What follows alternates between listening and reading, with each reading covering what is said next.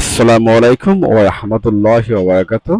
প্রিয় দর্শক, আজকে আমরা দুইটা বিষয় নিয়ে কথা বলবো। এক বিষয় হচ্ছে সার্বিয়া কোন কাজের চাহিদা বেশি।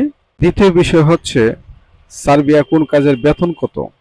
এখন আপনি যদি দুইটা বিষয় যদি বুঝতে পারেন, তাহলে আশা করি আপনি যারা সার্বিয়াতে যেতে চাচ্ছেন তারা অবশ্যই সমস্যা হবে না। এবং যে বিষয় নিয়ে আপনি যেতে চাচ্ছেন, যে কোনো একটা কাজের উদ্দেশ্যে আপনি যাবেন, সেই কাজটা কিন্তু আপনি ভালোভাবে শিখে যাবেন। তাইলে কিন্তু আর এখানে গিয়ে কিন্তু আর সমস্যার সম্মুখীন হতে হবে না।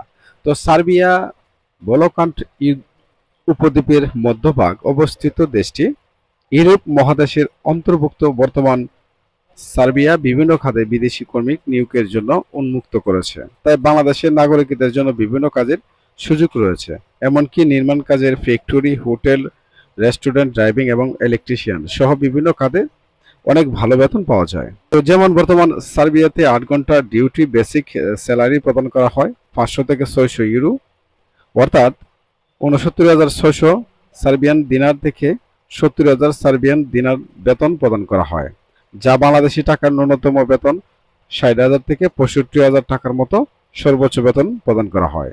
1.5 লক্ষ থেকে 2 লক্ষ টাকাও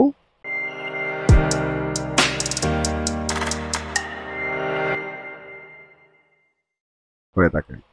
তো এখন আমরা যে বিষয়গুলা কথা বলবো, সেই কথাগুলো কিন্তু আপনার সর্বপ্রথম আগে বলছে, যে কথাগুলো মনোযোগ সহকারে শোনার চেষ্টা করবেন। তো সার্বিয়ার কোন কাজের চাহিদা বেশি? তো সার্বিয়া বিভিন্ন কাজের রয়েছে, সার্বিয়া বিভিন্ন কাজের সুযোগ রয়েছে, তবে এর মধ্যে কিন্তু বেশ কিছু কাজের অনেক বেশি চাহিদা রয়েছে এবং সেই চাহিদামূলক কাজগুলো বেতনও অনেক বেশি। সার্বিয়াতে সব থেকে চাহিদামূলক কাজগুলো হচ্ছে আপনার কৃষিকাজ, electrician, electronics, mechanical, driving, IT, hotel বা রেস্টুরেন্ট, শেফ, কনস্ট্রাকশন, উৎপাদন কারখানার কাজ, স্বাস্থ্যসেবা। তো এই ক্যাটাগরি অনুযায়ী যদি আপনি কাজ শিখে যেতে পারেন, তাহলে কিন্তু আপনার সেখানে গিয়ে কিন্তু প্রথম অবস্থায় কিন্তু আপনার মাসিক বেতন ভালো পাবেন। সার্বিয়া কোন কাজের বেতন কত?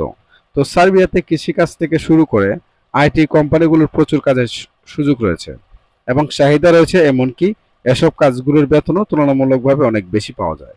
যেমন ধরুন, কৃষিকাজের জন্য কিন্তু আপনার 60 থেকে 90,000 টাকার কিন্তু বেতন পাওয়া যায়। ইলেকট্রিশিয়ান যে কাজগুলো আছে 80,000 থেকে 1 লক্ষ টাকা পর্যন্ত বেতন পাওয়া যায়। ডেলিভারি ম্যান যারা কাজ করতে আছে, তাদের বেতন হচ্ছে 80,000 থেকে 1,20,000 টাকা পর্যন্ত উপার্জন করা যায়। ড্রাইভিং এর হচ্ছে 60,000 থেকে 90,000 টাকা। কনস্ট্রাকশন শ্রমিক 60,000 থেকে 90,000। অটোমোবাইল সার্ভিস 80,000 থেকে 1,20,000 টাকা। প্লাম্বার 65,000 থেকে 1 লক্ষ টাকা। শেফ 70,000 থেকে 90,000 টাকা। তো কারখানার কাজ 70,000 থেকে 90,000 টাকা। ওয়েটার 60 থেকে 1 লক্ষ টাকার মধ্যে বেতন হয়ে থাকে।